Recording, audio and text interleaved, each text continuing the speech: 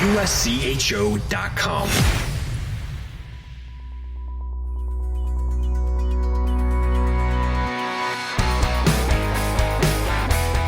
Welcome to USCHO Weekend Review for Monday, March 27th, 2023. Each week we look back at the highlights of the weekend and the news of the week. This podcast is sponsored by the NCAA Men's Division I Frozen Four, April 6th and 8th at Amalie Arena in Tampa, Florida. Get your seats now at ncaa.com/mfrozen4. I'm Ed Trefzger alongside Jim Connelly and Derek Schooley. Oh, it was quite a weekend. You could say that again. Holy cow. I don't know if it was anything like what we expected. Oh, my goodness. What was it? The first four games, the Big Ten outscored their opponents 36-4. 9-1 average scoring margin. Wow. So Canisius was above average. You know, the thing is that game for Canisius might have been of the Big Ten first round the most competitive. Mm-hmm. The most enjoyable to watch, to be honest. Yeah, they were right there. I mean, it was 2-2 in the midway through the second and 3-2 with like a minute to go, and it just got away from them. But gosh, I don't know how you look at the weekend. Could we ever predicted that the over on all of those games? They weren't all hit though either, were they? No, the over under actually only hit 4 out of the 12 games this weekend, and it was all the opening 4 Big Ten games. Those all hit the over. Not a single game besides that went over their over under. Well, I would have loved to hear your betting show because we did. We would say take the under, especially after the weekend prior, that conference tournament weekend, 1-0, 2-1. The big score was 4-3. Yeah, but you guys, there's no way anybody could have predicted this. No, Zero chance. As I think I read, and I'm not sure if somebody's actually gone back and verified this, but I think might have been Todd Milewski who wrote this. The last time there were that many goals scored in an opening round of an NCAA tournament was 1990. In that year, it was a best of 3 series, and there were 22 games played. This was done in 8 games. The scoring was crazy. I mean, you can run through the numbers, Ed, but that first round just made almost no sense to any of us. Well, so if you look at your show script that you wrote, it wasn't the first paragraph wasn't like, wow, what the hell just happened? That's what it should have been, because when you're looking after day 1, you're like, okay, I could see this. Day 2, oh my gosh, where did this come from? So, and there are a few things I'd like to hit quickly on the games and then talk about whether there's anything we can draw from this or whether this was just a fluke. And some folks are saying, oh, the pairwise is completely a mess because of this. I disagree on that. Maybe we can bat that around. But looking at those games, we talked a little bit about Canisius. You know what? Trevor Large's team came out there, did what they needed to do. Once that major hit in the third period, very early in it, things got away from him, like you said. But some of the other ones, I was completely baffled by how Harvard looked against Ohio State. It looked like they were skating in mud. They weren't getting to pucks.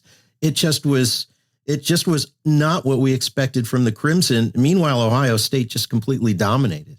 I think that you could see it in the Harvard bench, that when that game got to 3-0, there was a look on Ted Donato's face of, I don't think we can score 4 goals. Actually, it was more like, I know we can't score 4 goals. And if you remember, the third goal was a little bit controversial. And then the fourth goal came seconds later. I mean, it wasn't even, I don't think it was 20 seconds later. I looked down, I look up, and I thought it was a replay of the third goal. And it was actually the fourth goal going in. So that's how quick things happen. And then the pile on. And to see that get up to 8-0 before Harvard finally popped one in late to make it 8-1. I mean, that was just one that one probably more than any other game out there made me shake my head. I mean, listen, I didn't expect Michigan to put 11 up on Colgate. I didn't expect Michigan Tech to get shut out 8-0. But I guess, thinking of Harvard and, 15, NHL draft picks, and, they were an undefeated team for a good portion of the first half of the season. They've had great runs. They got to the ECAC title game. I mean, this is a Harvard team that with all these draft picks and all these great players, they're going to walk away. They didn't win their ECAC regular season. They didn't win the Ivy League regular season title. They didn't win the ECAC postseason. Oh, they didn't win the Bean Pot. And now they didn't even get to the Frozen Four. They didn't even get past the first game. It's got to feel disappointing a little bit for the Crimson. You know, as a coach, you go into the locker room at it's 6-0, like Harvard was down. And you go, okay, for whatever happened. You can't change the past. Let's go out and win a period. Let's make this game respectable. Let's get to the point where we can, maybe give ourselves a small inkling of a shot. Let's get one or two, see if they get a little bit careless. Maybe get 6-3, pull the goalie. It wasn't even it was a minute into the period in Ohio State, or 2 minutes in, they're scoring again. I mean, there wasn't even a pushback in any of those games. Hey, let's go out and win the third period. It was all pure domination. And then like you said, the pile-on just kept getting worse. So I don't know what to say about it other than that's probably the most shocking. If you would have said Canisius lost 9-2, okay, maybe because of Atlantic hockey, you could say you saw that coming. But that was the most competitive game. I don't get it. I don't understand how those games went so sideways in a hurry. And like I said, Canisius was there. The other two teams, the three games, they weren't there at all. Maybe a little bit in the Colgate game, but especially this Harvard-Ohio State game, it went downhill and just kept snowballing. Some folks are saying, hey, the pairwise is messed up. The wrong teams got in there. But, a couple of things from that. Who do you put in there that would do better? But more importantly, if there was such a disparity in talent and ability among teams, wouldn't we have seen games like this all season long? Yeah, probably, Ed. I think, I was shaking my head after Friday night and saying, was something wrong here? What was this? Was it just an aberration? A weird Friday, freaky Friday, whatever you want to call it. And I think by the end, I've kind of convinced myself that's what it was. This was not a normal type of weekend or first round of games. To think that Cornell Denver game was the most competitive game of the first round, a 2-0 game. And I'll tell you that Cornell made Denver look really bad. And it ended up being a nice, boring game that I'm sure Mike Schaefer loved playing in because that fit their team style. But nobody else could shut down these big offenses. And that I think is what shocked me the most. You say that maybe you should change the pairwise. You know what? Win games during the regular season. If you think it needs to be changed, win more. You can't. We predicted that there was gonna be a sleeper that won a tournament, which ended up being Colgate. We predicted that. I mean, and I think everybody saw with the parity in each league that there was going to be somebody that snuck through. So you saw that coming. But win more games. I mean, no matter what system you have, you got to win. And that's what they always said with, you want your pairwise to be better? Win. And don't give up. Don't lose some games. Like we keep saying, the games in October are just as strong. I mean, Western Michigan doesn't want to almost be a 4 seed. Don't lose that game to Alaska at the beginning of the year, or Anchorage. Nebraska, Omaha once in. Don't lose to Niagara at the beginning of the year. And so just win more games. It's not the system. The system is a computer-based system that has been working fine for years. This was just a one-off, in my opinion. But that being said, I bet you there's a change in the system. Well, we've been hearing possibly a change of the RPI to the NPI like the women have been using. I don't know what that would look like. Maybe that's a nice off-season project to see how that would compare. But you're still going to have 12 of the same 16 teams, and Ohio State and Harvard are still going to be in there no matter what. And if Colgate wins their league, they're still going to be in there. I don't see a whole lot changing in that. Last year, we had a whole bunch of overtime games and close games. This year, the other way around. How much of it in a big game like that is a case when stuff doesn't go your way and the wheels start to come off? How hard is that just, mindset wise or attitude wise, does the team tend to just kind of get down or get bewildered if their game plan falls apart? What happens to make that happen? Yeah, I mean, there's been games that you just don't know why they fall apart, and they just everything bad that can happen, whether it's your power play goes dry, you give up a shorty, a bad bounce, they just snowball in a way that you can't stop. But to see a couple of them on the weekend is the surprising thing, because you'd think that there might be one or two, and then watching the other games, you go, holy cow, there's blowouts, and you immediately give up a goal or two. You really kind of bear down and say, we don't want to be that next team. You're down 3-0. We don't want to be that team that gives up 9 or 8. And you really try to pick your game up. And in those scenarios, it just didn't happen. I will say this. I know we do an end of the year wrap up. When we're down in Florida, I know that we will be given information on the new system compared to the old pairwise, the NPI compared. And I will have that information to be able where I could tell you where it changes. Because I think you're right. I think the top 12 still get in. The Atlantic Hockey still gets in. The winner still gets in. Colgate winning, they still get in. It doesn't change much. Those teams are still going to be in where they were. So, I mean, you could say it's a system, but it was just some teams played bad. Yeah, the late Sean Walsh always had an objective to score 3 goals in under 2 minutes.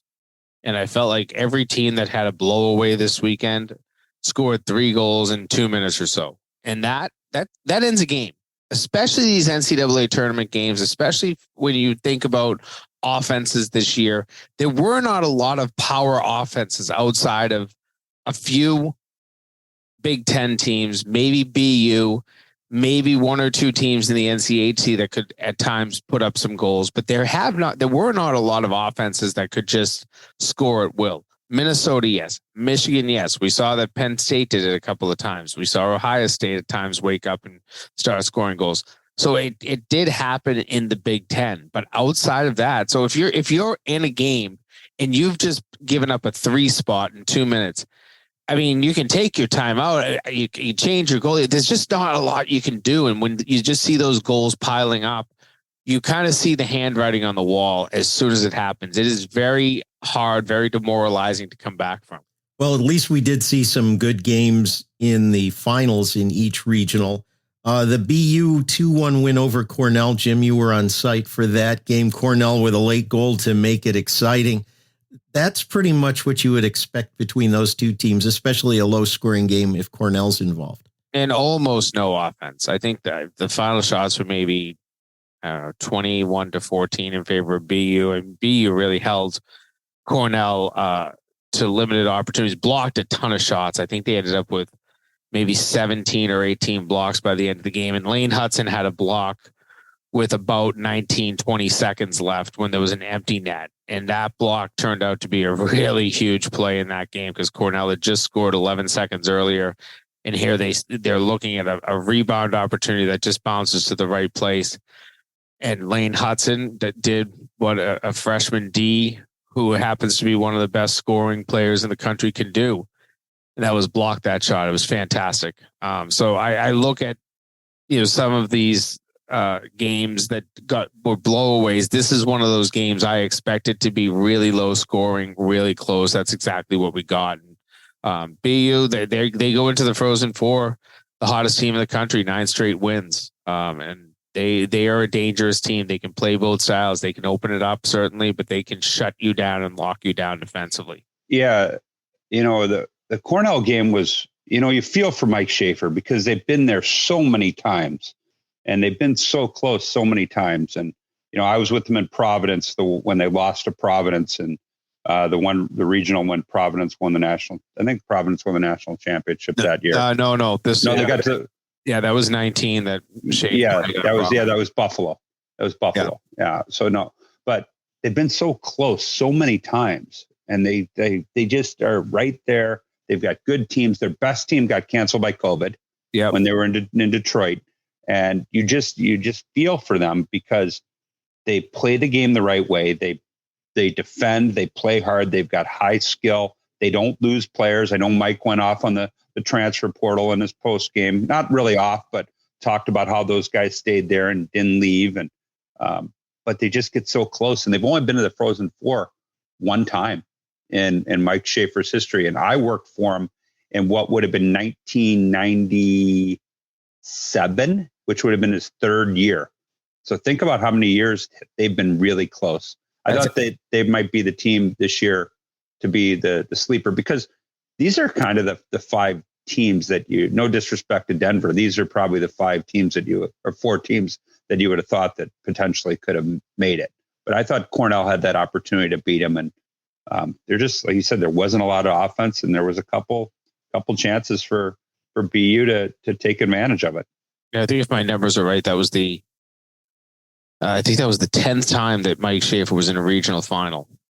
And just that one win back in 2003 over Boston College. Minnesota, a 4-1 win over St. Cloud State. That was a pretty entertaining game. That was the one game, unfortunately, I didn't see. I was driving back from Manchester, and I was getting reports as I was going. So I missed much of that game until the end. But St. Cloud hung in there. It was a 1-1 game late in the second. Minnesota pops and then gets an insurance tally, then the empty net goal. Minnesota is proving itself, though. I mean, obviously that 9-2 game against Canisius was not comfortable. But I think once they started turning that game around, you could see the confidence building in that team. And a confident team, as we know this time of year, is a dangerous team. I think that what we're going to see, and I love the celebration from Bob Motzko and his staff. Like, some coaches don't go nuts. Some coaches love it and want to go nuts. He certainly was enjoying that moment, getting to a Frozen Four. And he should. It has not been easy sailing since he got to Minnesota. You got to remember that first season was a rough one.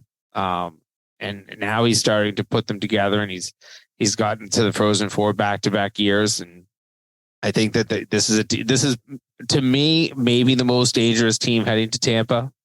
Not just because they're the number one seed, but they seem to have a lot of depth in scoring. They have a goaltender who's played well pretty much the entire year. I like this team. Yeah, I mean, you can't. Their defense is really good. I mean, they start from the back end, work their way up, and the dynamic offense. I mean, you saw the dynamic play take over. The thing that concerned me about the Minnesota game is I thought they took too many penalties. I thought they were a little bit undisciplined, which could have hurt them a little bit. They went back to back on a couple, where they got to watch their sticks. They got to control their emotions a little bit, because the stakes are getting higher and higher, and you don't want to be that one to take that penalty.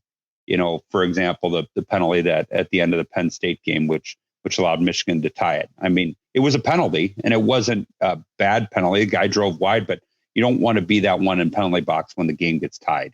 So I think Minnesota's got all the talent in the world offensively. Their blue line is so deep, and they've got a great goalie, but they've got to be a little bit more disciplined in the big games there. You mentioned Justin Close, their goaltender, taking over middle of the season last season. He has played phenomenally, and he is not your prototypical goaltender that NHL clubs are looking for at 5'10", 175, but he has been super for the Gophers since he took over. And thrown into a tough situation, I mean, maybe for him, it didn't feel like a tough situation because he probably knew what his talent level was, his ability was. And now he was getting a chance to prove it with really no pressure. If he had just kind of crapped the bed, everybody would have been like, well, that's kind of what we expected. But instead, he goes out, he plays really well. He's now gotten his team to 2 Frozen Fours. This year as the number one overall seed, they've dominated. They've won the big games. I know that they want another chance at Michigan. That one, and they might get that chance down in Tampa, but he's winning some big games for them, and he's solid. And their defense in front of him, much like we're going to talk about Quinnipiac, plays really well. There was no doubt in their mind to go out and get another goalie. Right off the bat, when the goalie left, they said Justin Close, their guy. Yeah. They came out and they said it. They had complete faith in him. They lost, I think, the next game to Fairbanks last year, and they still kept running him out. And you're seeing the benefit of that right now. You're talking about a 1.5-year starter that they believe in him, and he's played well. Their goalie's pretty good. He's not the prototypical big goalie. He's probably not going to get the NHL accolades that Portillo or any of the other guys got. Dalton, Levy. I'm forgetting names now. Devin Levi. Devin Levi. Yeah, I see that shows you my Western bias. Yeah, so for all the Western guys out there, but no. So like they've got a great full team, and they believed in him from day one. There was no doubt about going out and getting another goalie. They said Justin Closer guy, and they made sure that he went out and they're reaping the benefits of it right now. Quinnipiac, you mentioned them there. That's the next game for us to get to. A 4-1 win over Ohio State. Coming into that game, a lot of people are saying, okay, the weak strength of schedule is going to reveal itself for Quinnipiac. But, like we've talked about all season long, you win the games you need to win. Some programs decide to have a weak non-conference schedule. Quinnipiac goes and builds a stronger non-conference schedule. Not that they had that weak a schedule, but they won the games they needed to. But I was surprised after seeing how well Ohio State played against Harvard. I was surprised a little bit, but I shouldn't have been, that Quinnipiac was able to play its game nearly to perfection. And they did a great job of not getting deflated early. They give up that early goal, a bad turnover at the offensive blue line becomes a breakaway. And then, as Andrew Raycroft kind of said it, Yannis Peretz kind of makes the save on that breakaway, but he's on fresh ice, and his momentum carries him into the net just enough so that as his right pad was sitting there, the puck could barely cross the goal line. Whoever the ref was down on the goal line, fantastic eyes. That's hawk eyes to see probably about a less than a centimeter between the goal line and the puck, but he knew that puck was in, confidently signaled goal right away. But then Quinnipiac bounces back. They score twice in 20 seconds, really gets that crowd going in the building. And then from there, they lock down. And I thought they did a fantastic job. I think that from that point on, from the time that they took the lead 2-1, I think that they probably, in terms of scoring chances, were probably 3-1 over Ohio State. They had the chances. They had more. I mean, they make it 4-1, but they had more chances to get that game to 4-1, 5-1 in that third period, even parts of the second period, and weren't able to do it. I was more concerned about that. I kind of felt that might bite them in the behind as that game went on, but still they didn't allow much. And that was what impressed me the most. This defense can lock it down, and Peretz, makes almost every save. He'll make the average save every single time. Another game that they score in bunches quickly. Yeah. Goes from 1-0 to 2-1 really fast. 15 seconds, I think it was. And, I think the big stories that we usually hear about in the Frozen Four or in the tournament is, you always, now we're talking about the scoring of teams blowing people out, and then the lockdown tight games and teams like that. We haven't once talked about crowds. We haven't talked about the attendance, because I thought the attendance at most all the regionals were really good. And I really thought the crowd really helped Quinnipiac in that game. That was loud. When they scored, it was really loud. And the biggest takeaway from the Bridgeport Regional is no Barry Melrose. I mean, you didn't see Barry on there, and you didn't see the constant tweets and shots about the organization and all that kind of stuff. So I think it was a really good regional there. And I thought that Bridgeport, you got a good championship game out of it. Yeah, ESPN will be putting Barry back in the booth for the first national semifinal and the national championship game down in Tampa. Why only the first? I think that's probably got to do maybe with age. I don't know. I don't want to speculate why, but it's just one of the two on the first day. The organization. I do want to say, I'll interrupt here our flow a little bit. Watching all four broadcast teams, I thought ESPN did a terrific job with the broadcasts. A lot of people like to take shots at John Buccigross. I thought this was some of the best broadcasting he's done. He was a little more measured. he and Colby Cohen work together well. And I'm a huge fan of Clay Matvick and Sean Richland, and it was a joy to hear them too. So I think ESPN did a terrific job all around on this weekend. I think they did a good job in the studio, which was a complaint in the past. And I will say we did miss Jimmy Connelly behind the mic, and we missed Dave Starman a little bit. I think those two guys could have helped. That would have been, there you go. There's your four guys. And nothing against Paul Caponigri and everybody else. It's just, that's college hockey. And Paul does it for Big Ten. Big Ten, yeah. And Capo's fantastic. And the one thing I'll say, because I worked on the production side with the regional of Manchester, and I've done that since 2019. So 19, 21, 22, and this year. So 4 times I've done it. And it's always, the first year was actually ESPN out of Charlotte. And then the last few years has always been a third party company. And this year's third party company, the one gripe I might have is that a lot of times they send you guys that aren't hockey guys, that don't produce a hockey game all year. Our lead producer did the Red Wings for years. So when you have that hockey knowledge, I feel like there's just, it becomes such a better broadcast because you know how to prep your talent a little bit more. You know what replays you should be showing. And I felt like watching all of them. And the only region I didn't see a ton of, just because it followed the games I was working, was Fargo. So I didn't see a ton of, the only game I really saw was Minnesota Canisius.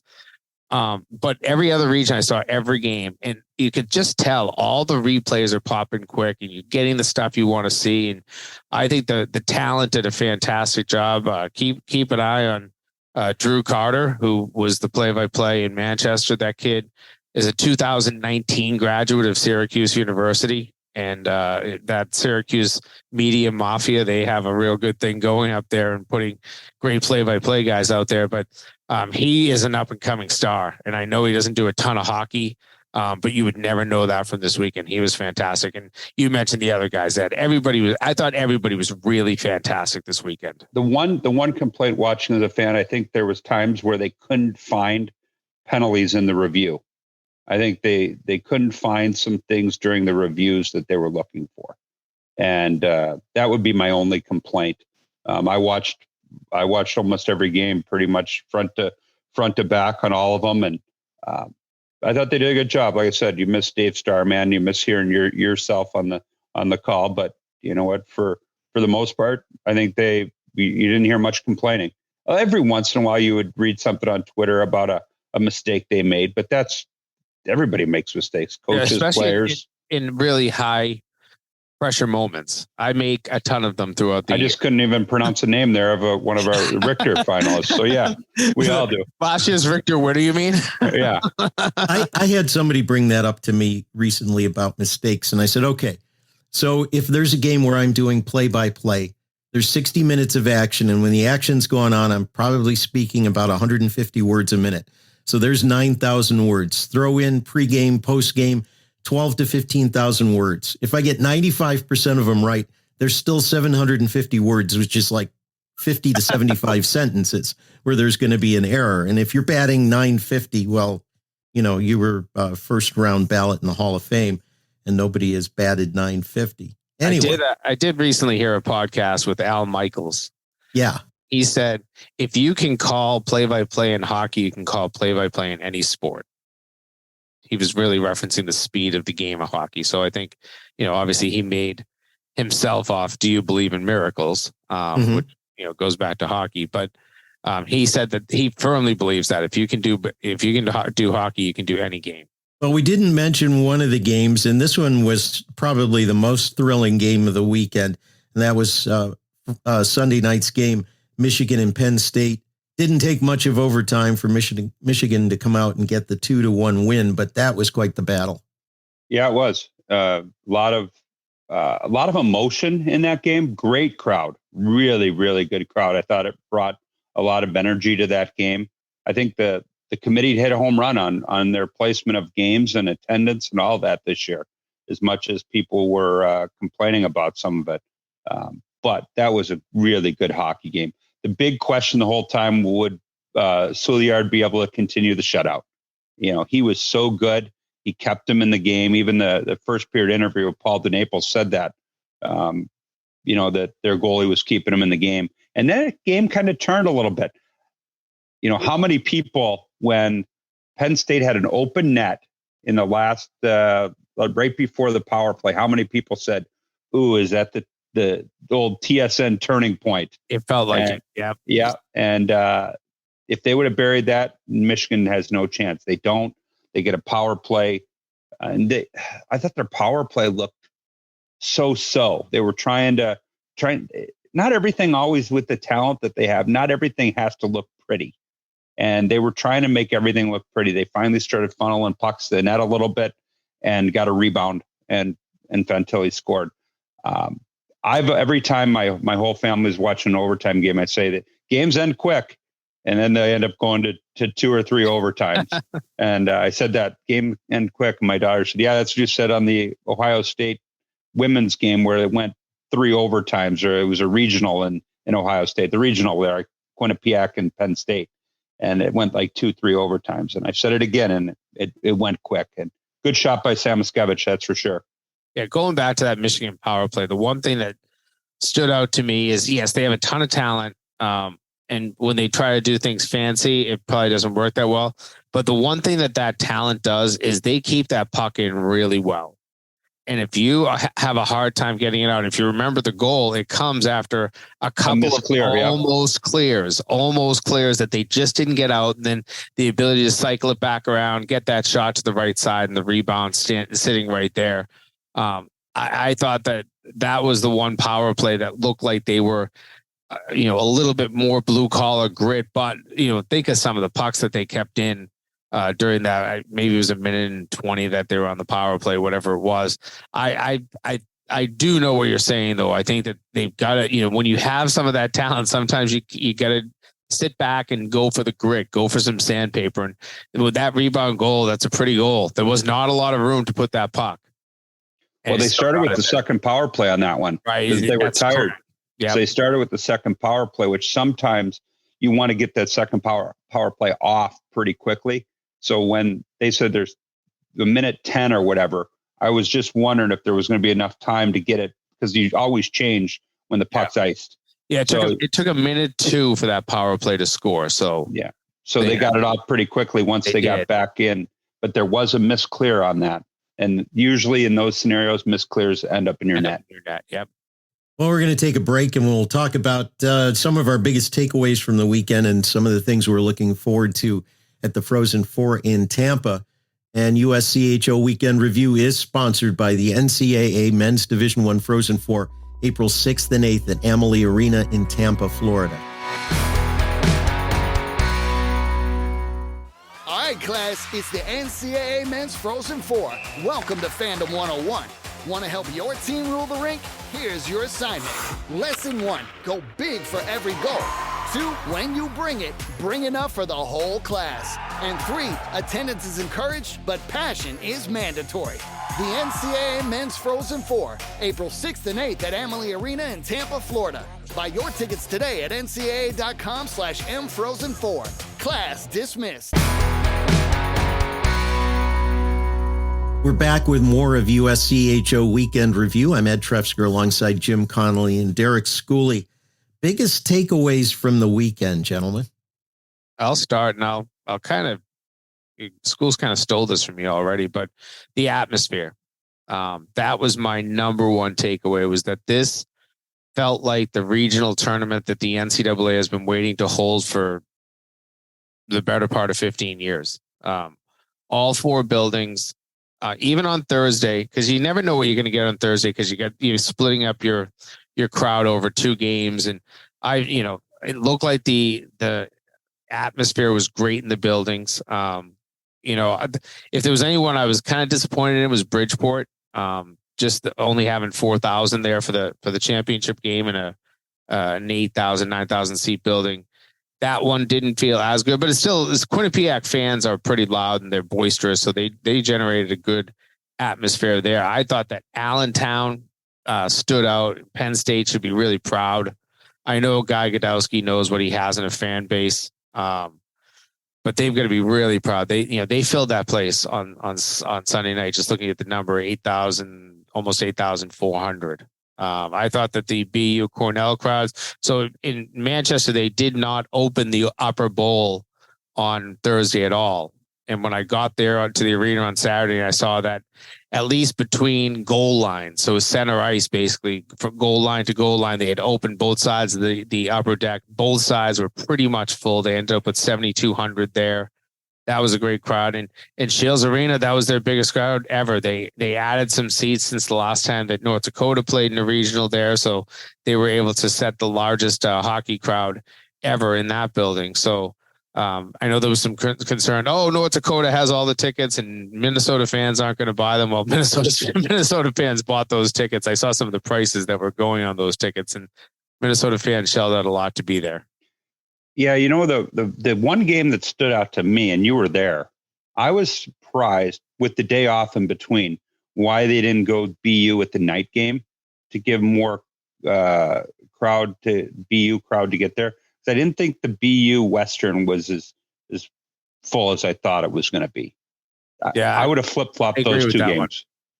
Yeah, I mean, and I know that they had kind of gone with they wanted that one more for TV. I don't really know why. I think they wanted Denver in more of a primetime TV slot. But yeah, I mean, that was not the crowd that they wanted for certain. Because Cornell traveled no matter what, and they would have had to been there earlier than they would have had to leave basically almost the day before too. So I don't know. That would have been my one thing. Biggest takeaway. I mean, you can't beat it to death enough is the first round, the lopsidedness of the first round. That would, yeah, I know. I know that's, but I mean, what do you want me to make something up? I mean, you took the attendance out of it. I already brought ESPN up that they did a good job. I mean, we could keep beating things to the ground. So, yeah, I would say the lopsidedness of that, and we did beat that. But I think all in all, other than the scores, I don't know what complaints you could have, because the TV was good. The attendance was good. The games in the regional finals were good. I mean, everybody's going to have a problem with something. So I liked it. I thought they were good hockey and good to get to the Frozen Four. I mean, I know your next question and where it's going to go. So I'll leave it at that. And I'll give you an answer in about 12 seconds. How about that, Ed? Well, my takeaway from it is that we got probably the best four teams in it. Each of these teams has something that makes them stand out a little bit. Quinnipiac, during the broadcast, they talked about a surgical system that Rand Pecknold has, and they played that very well. Michigan, just their speed and talent just pops to the surface. BU scoring ability, what a turnaround for that team. Not that they didn't have that talent there, but there were so many things that BU was snake bitten by through COVID, and Jay Pandolfo really got all that in the rearview mirror. And then Minnesota, which is just absolutely the complete package. I don't think you could have asked for four better teams and four better stories to go to the Frozen Four. So my take on this is we got the right four teams. I think that the important part, everybody will say, well, Denver was the number one seed. What happened to them? Denver didn't score a goal in their last two games. Let's remember that. And their offense kind of failed them at the time of the season that they might have needed it the most. And that's why I agree with you, Ed. I think you do have the best four teams that were probably available. We don't see this that often. It's not that often that you get three number one seeds to a Frozen Four. You're more apt to have two, sometimes only one. It is hard to get the top seeds through this tournament. And again, we have a first round number one go down. We've had it every year, I believe. I mean, it's just one of those things that you don't usually see this much of the high end teams reach the ultimate stage. And BU as the fifth overall seed really is right in that neighborhood of the top four. So you really got some very good teams. The hottest team in the country. Yeah, hottest team. Exactly. So. Well, what are we looking forward to most in Tampa besides the weather? So I'm going to piggyback on the weather. First of all, it's supposed to be really nice there, but I'm going to piggyback on what you said of the right four teams. But I'm going to take it one step further. The individual star power of those four teams is massive, because you go Hudson, you go Nyes, Cooley, Fantilli, Hughes, Peretz, Colin Graff. You go down the list of people that the star power. I mean, we're not going to just have one person there going, oh, Cale Makar, this. There are so many high-end players in this. You have two of the younger teams in the nation in Minnesota and Michigan. And you've got one of the older teams in the nation of Quinnipiac. So I'm going star power. That's what I'm looking forward to. When was the last time you could just have that many high-end NHL type players in a Frozen Four? It's been a while, Derek, for sure. I think that is one. I think for me, I think the thing I look forward to is the two totally different type of teams that are available in each semifinal. You've got two Big Ten teams, Minnesota and Michigan. They're each going to face off against Minnesota, in their case, Boston University, a team that can lock it down. We mentioned it. They locked it down against Cornell. Yes, they can score, but they can lock it down. That's what they've been building themselves off of in this postseason. And then Quinnipiac, a team that all year we've known has been able to lock it down. So, which will prevail? What is it? The immovable object against the unstoppable force. Yeah. I mean, that's kind of what you have monsoon. Yeah, it really feels like that right now. You have two of these monster trucks coming in, but they've built some. They're going to have to run through some pretty big brick walls if they're going to have some success. Now, the one thing I will say is we just watched Michigan get into a game where they were against a team that locked them down. The way that Penn State was successful against them and keeping them to the outside a lot, and they still found a way to prevail. And I said that was their problem.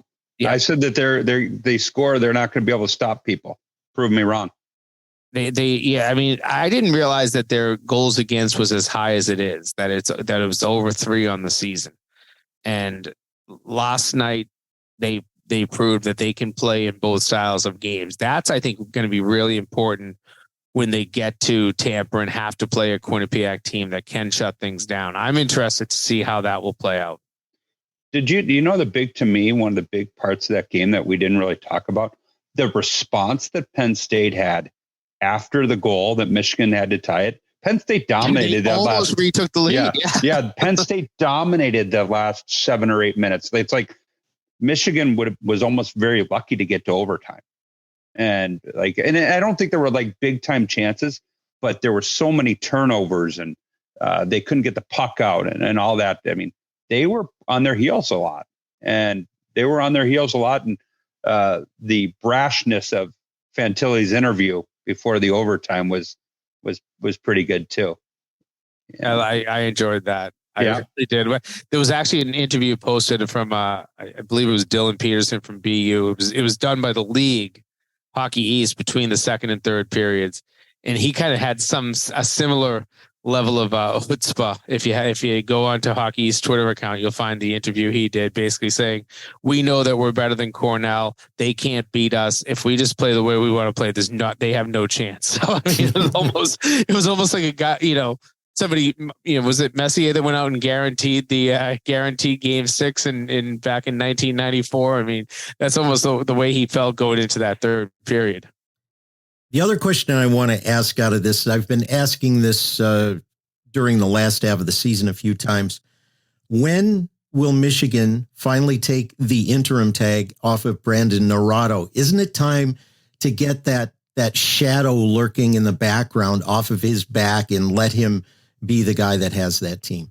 Yeah, I actually posted that on social media last night on Twitter. And the one thing that went through my head after I posted is I believe Michigan still is a state school. So there might be a process that they have to follow. That might be the only thing that's holding that up. I mean, here we are. And by the way, I guess I'll mention 2 first-year coaches here, Jay Pandolfo and Brendan Naurato, getting their teams to the Frozen Four after both, did not have I think that Michigan had a great season, got to the Frozen Four, but still probably felt like last year was a disappointment.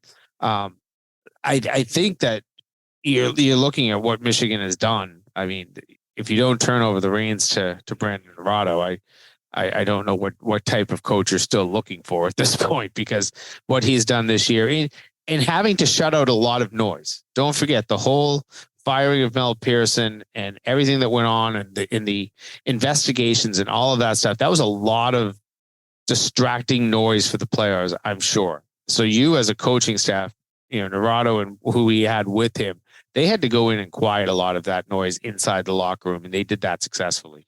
So when you said shadow, I was thinking you were talking about a redhead shadow. I didn't know if it was Red Berenson or Mel Pearson or where you were going, but no, I don't know. Maybe there is a state school thing, but I don't know what more he could do. He's the exact same place the team last year was, and it's been a harder year for him. With a lot less talent too. Yeah. And we didn't even mention the hospitalization of Stephen Holtz, really literally on his deathbed when a virus went through that campus. So I remember hearing a post-game interview with him after a game with Navarro, and he said a few words about that, and that was it. It was a very emotional time, a difficult time for that team. They had to weather for those 3 weeks. Well, one last thing we wanted to touch on was the transfer portal. Now, there are a few sites out there where people are able to gather some of the information from the NCAA portal, which is locked down and limited to coaching staffs and athletic departments. We've heard a few transfers out there. Any surprises at this point? Anything that stands out in the portal? I know, Derek, you're both using the portal to replenish a team for next year, but you're also kind of viewing what's going on in it. Anything stand out there? Well, first of all, our help wanted tweet that we had last week had got over 100,000 views, which is one of the largest tweets in RMU athletics in the last 2 years. So I actually got some people that have really thought I was serious, that we were serious. I liked it. Come on, yeah. It was really good. Yeah, I know, but I got like kids that said, "Hey, I hear you're looking for players," So, no, you know what? There's 170-ish players on there right now. There's going to be another wave today of people that got eliminated. The fifth years that can't go back to Cornell if they don't sign pro contracts potentially. I think by the time we're all said and done, it's going to be in the 250s again. What surprises me is the amount of goalies on the transfer portal. And, there's only one net, but there's just so many of them. There's 25-ish, maybe even up to, by the end of the day, closer to 30. So there's a lot of goalies in the transfer portal that could be stuck without places to play. That's the one of the things. And then the high end players that are leaving and announcing they're going to Michigan State. Michigan State's doing a pretty good job of getting transfers right now. They've got some high end players that have announced commitments to Michigan State. That being said, they still have to have room for young guys too. So there's a trade-off when you take the older transfer portal guys. You're not going to be able to bring in some of the guys that you thought you were going to be bringing in unless you have some that are leaving. You could see that, if you watch it, somebody takes somebody from the transfer portal, and the next day somebody else from that same team goes on to the transfer portal. So it's interesting to watch. Obviously involved in it heavily. We need 10 players or maybe 11, depending on what we get. But we're getting there. And I think the longer it goes on, the less calling period there is, and people start making decisions.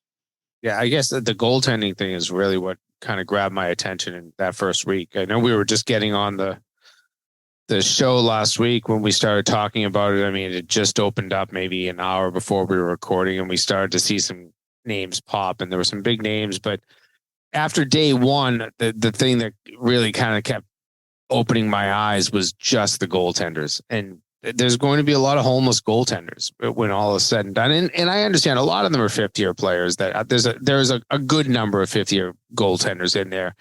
And those are guys that are just, I think, especially in the goaltending position, because there's not as many professional opportunities. If you want to keep playing, your only hope really is hoping that a team will pick you up if your current club can't hold on to you for another year. So we'll see what that does. But talking to coaches around the nation, and I'm sure Derek, you can attest to this.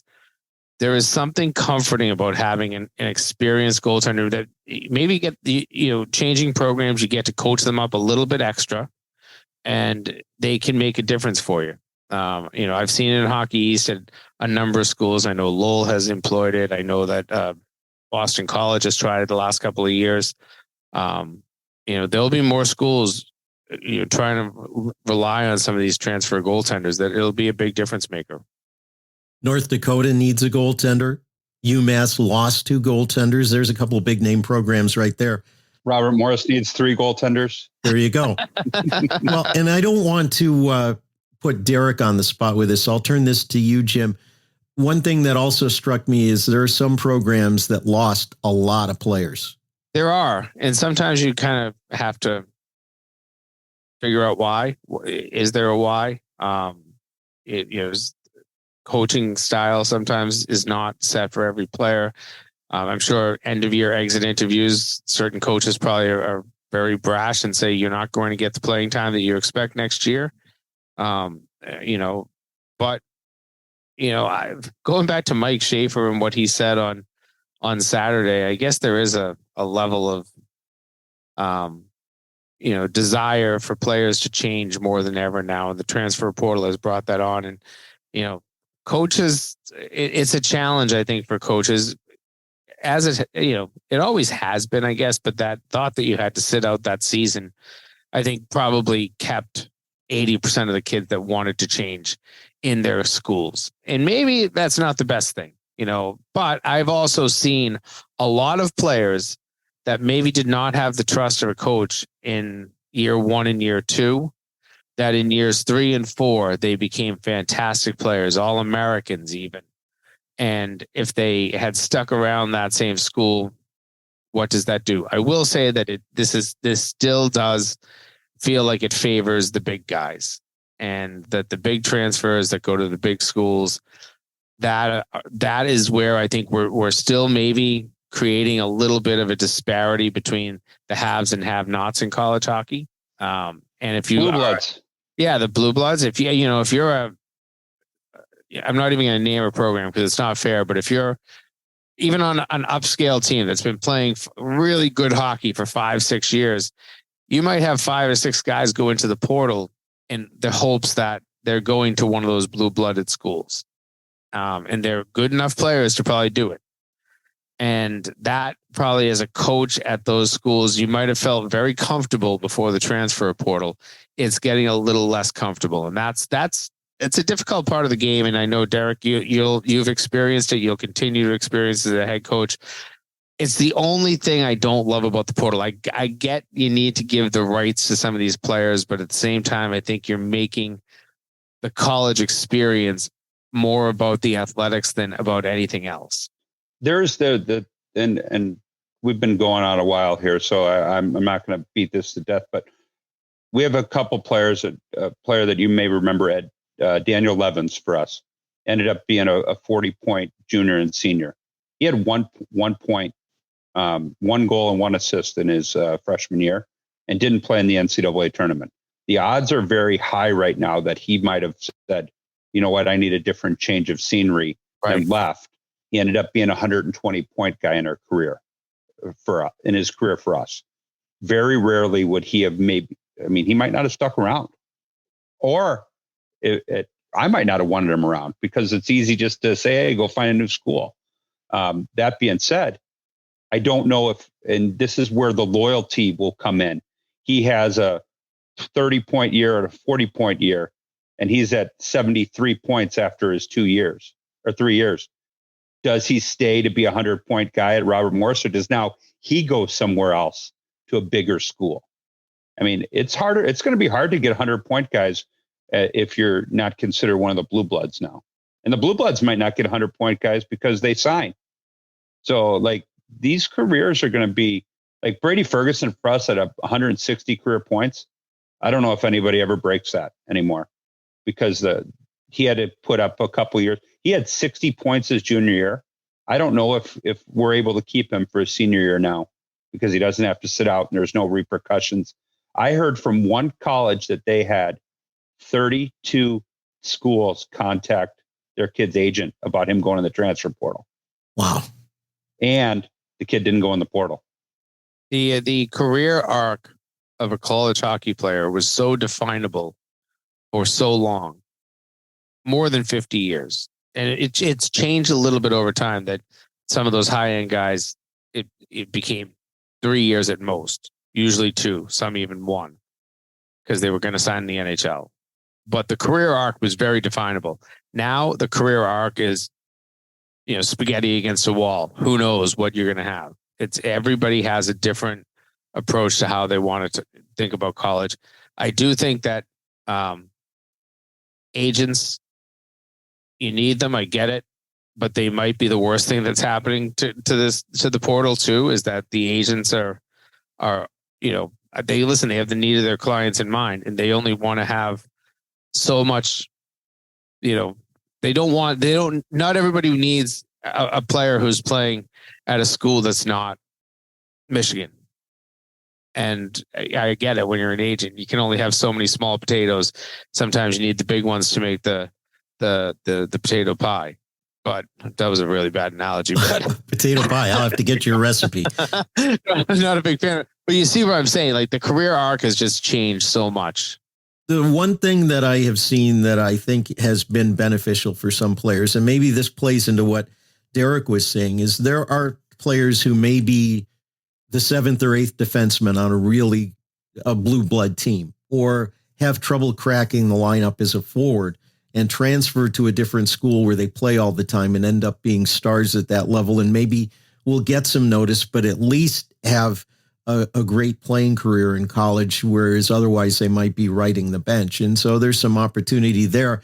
On the other hand, and I remember we talked with Nate Lehman about this on a podcast a couple of years ago about the transfer portal and what it might affect to a league like Atlantic Hockey or lower teams in the CCHA or ECAC. And he thought it might help, but we've seen teams end up being like the Kansas City Athletics of the 1950s, getting a good player and having them end up on the New York Yankees, that kind of a route out of places. And we've seen teams get drained that way year after year. So I guess there's still some stuff to play out on it, but we really have run long on time. So we'll wrap it up here, and we'll have a lot to talk about in Tampa, as we'll be live Wednesday, Thursday, Friday, and Saturday from Harpoon Harry's in Tampa, Florida. And we look forward to that. So for Jim Connelly, for Derek Schooley, I'm Ed Trefzger. We're going to wrap things up here for USCHO Weekend Review. We've been sponsored by the NCAA Men's Division I Frozen Four, April 6th and 8th in Amalie Arena in Tampa, Florida. Get your tickets now at ncaa.com/mfrozen4. Our podcasts are at uscho.com/podcasts, or subscribe on your favorite podcast app. We'll talk to you from Tampa, and this has been USCHO Weekend Review. Bring your suntan lotion.